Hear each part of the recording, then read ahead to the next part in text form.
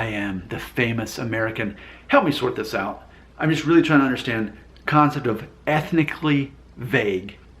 And I know that means something different probably to most people depending on what ethnic background they come from. But if we think of a person as having exotic features, it just depends on simply where we came from.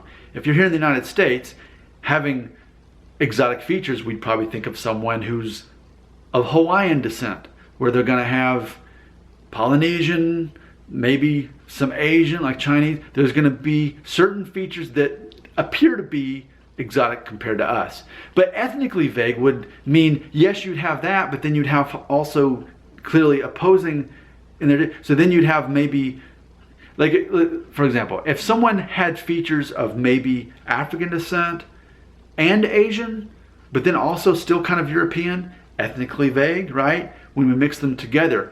So I think that's an interesting concept, ethnically vague versus exotic. It's all a matter of what we're used to. And it's funny because when I was in Thailand, I learned that truly how exotic it is to have light skin, blue eyes, and blonde hair like my kids. Like, that's exotic to them.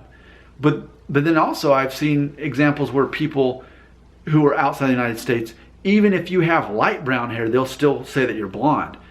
So that's just the perception of what exotic is.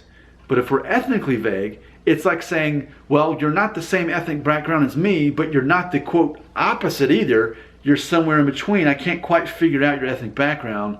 Let me ask you, because I want to know, because here in the United States, that's normal. That's a cultural thing, because none of us really know ultimately the story of where we came from.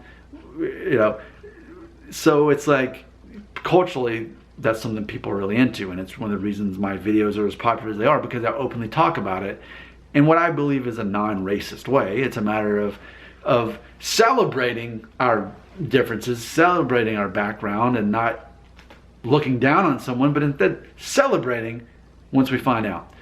Talk more about it right here in the comments.